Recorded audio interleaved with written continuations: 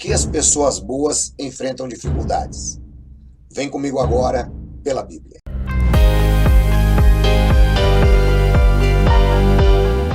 Olá, meus queridos! Estamos de volta para mais um programa pela Bíblia, Perguntas e Respostas, o programa mais querido do mundo. É isso aí, que a paz, o amor de nosso Senhor Jesus esteja com todos. Eu sou Mauro Maier. Olha, a pergunta de hoje foi feita pelo irmão Antônio Carlos, da cidade de Sorocaba. Ele pergunta: por que as pessoas boas sofrem? Interessante a pergunta, né, professor? Por que as pessoas boas sofrem? Vai daí, professor, com o Espírito Santo, meu querido.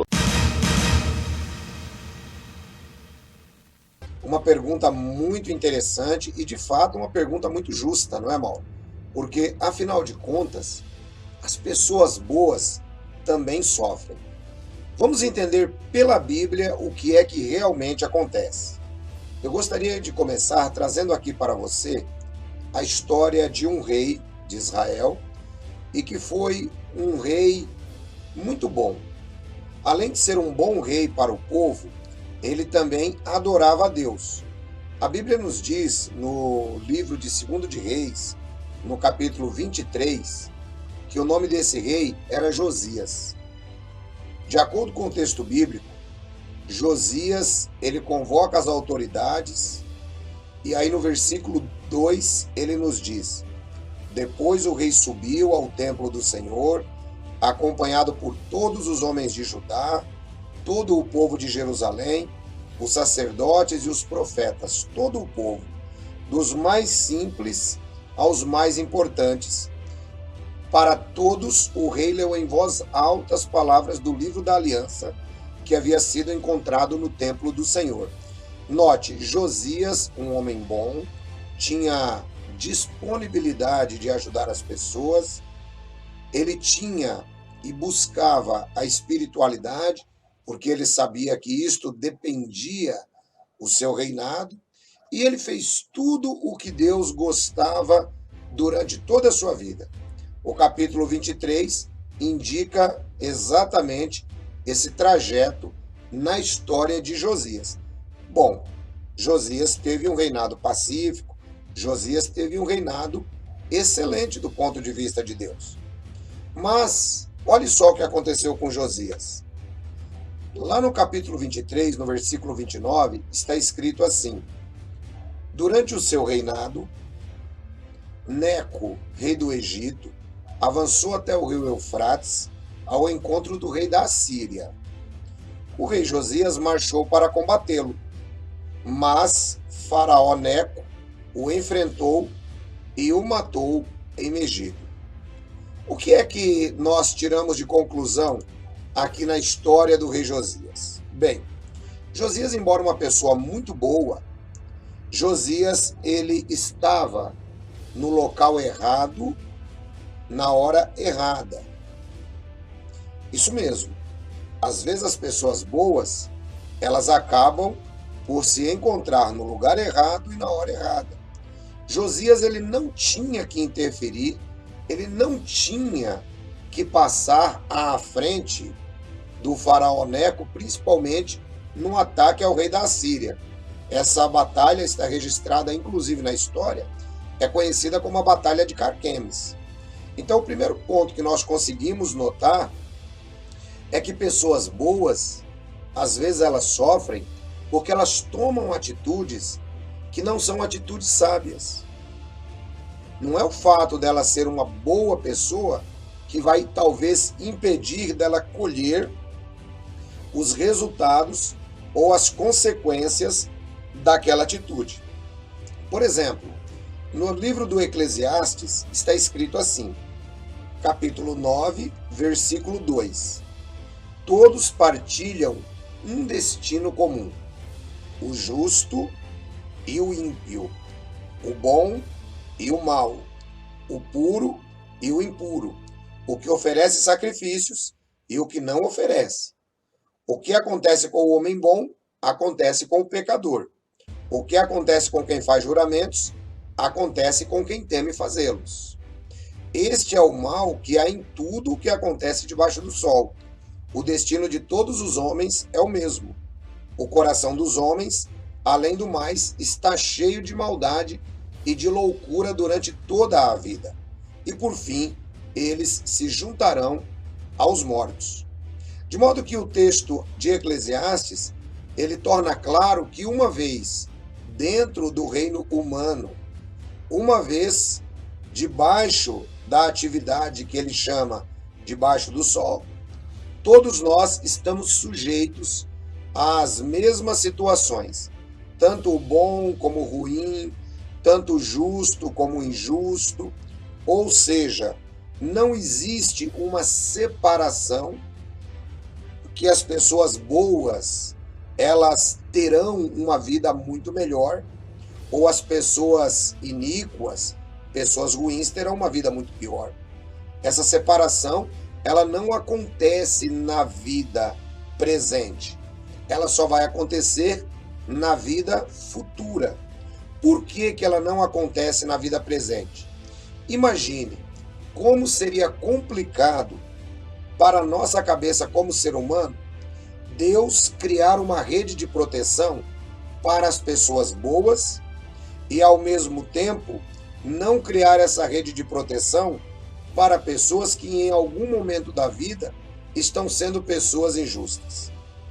Como é que você veria? Quais são os critérios que Deus trabalharia?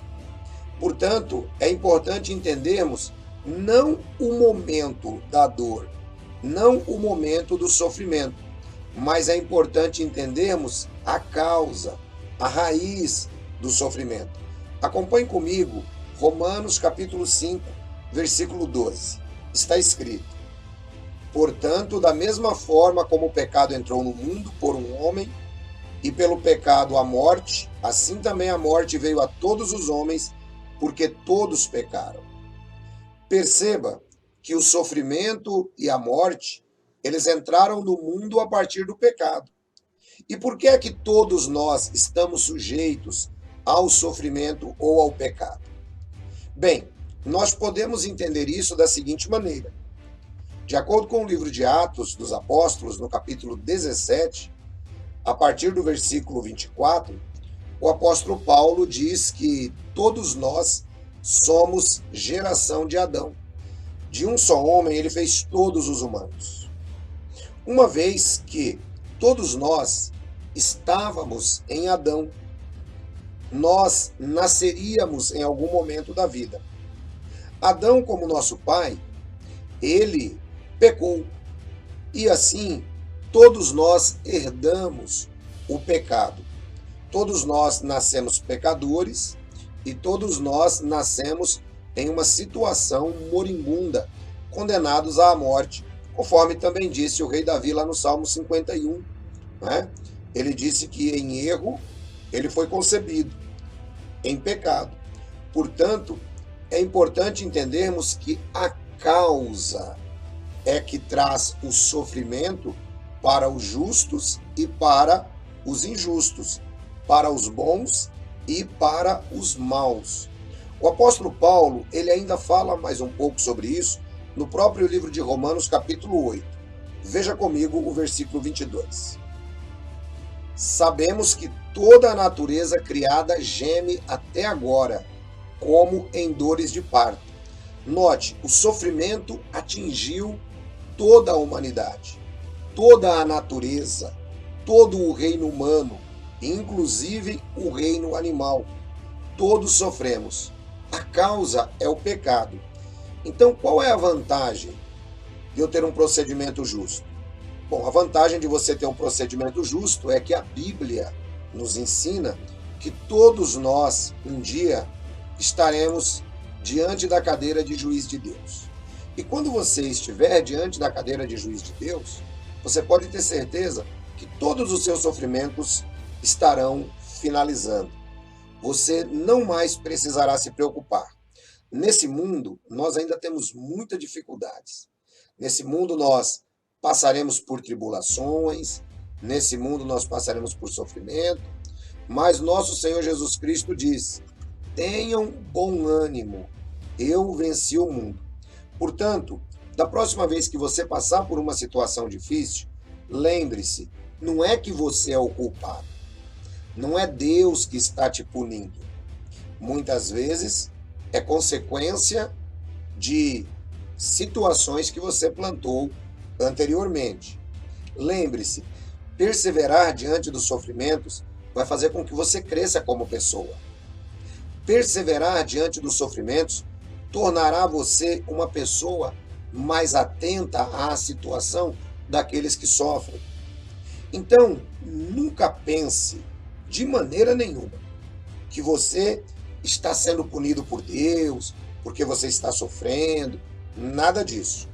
Existem pessoas que não estão sofrendo e terão um ajuste de contas muito maior com Deus. Eu sempre tenho dito o seguinte: essa nossa vida atual é apenas um momento de passagem. A Bíblia diz que é como o vento, é como a palha na peneira, que se joga e ela é levada ao vento. É como uma fumaça. A nossa vida é assim. Só que nesse pouco período de tempo que nós temos aqui, embora passemos por dificuldade, embora passemos por sofrimentos, nós podemos ser fiéis a Deus. E é Ele quem vai nos recompensar. Portanto, da próxima vez que você enfrentar situações difíceis, lembre-se disso. Um grande abraço a todos vocês, Deus abençoe, e eu tenho certeza que eu estou falando com pessoas muito boas e que nesse momento podem até estar enfrentando sofrimento. Fiquem todos na graça e na paz de Jesus. Coloque a sua situação nas mãos de Deus. Ele não prometeu que iria retirar o sofrimento, mas Ele prometeu que estaria conosco durante a nossa caminhada. Um grande abraço, até o nosso próximo encontro pela Bíblia, Perguntas e Respostas. Obrigado, professor! Olha que coisa maravilhosa, gente! Aprender mais um detalhe importante nas nossas vidas, de acordo com o que a Bíblia explica. É direto na Bíblia, Bíblia pela Bíblia. E você que está nos assistindo agora, já é inscrito no canal, ainda não? Então inscreva-se no canal, vai lá, inscreva-se. Olha lá, inscreveu aqui? Agora dá o seu joinha, não esquece de ativar o sininho para receber as notificações, assim você não vai perder nada. E claro, também faça seus comentários. Tá aí, ficamos por aqui, mas estaremos de volta se o nosso amado Senhor, o nosso Salvador Jesus permitir, no próximo programa. Fiquem todos com Ele e que a sabedoria de Deus esteja com todos, e um abraço para todos vocês. Tchau, gente!